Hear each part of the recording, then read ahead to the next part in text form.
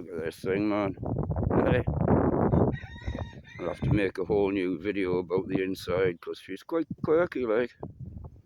It's even got grey tyres on, a bit fucked like, obviously, but a bit of restoration going on here.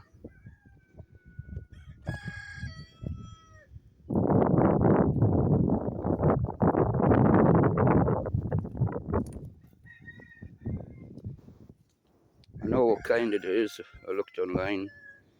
It's called a Thompson Glendale 11, and it was made in between 1957 and 1959. It just needs a good bit of fucking TLC, like, you know.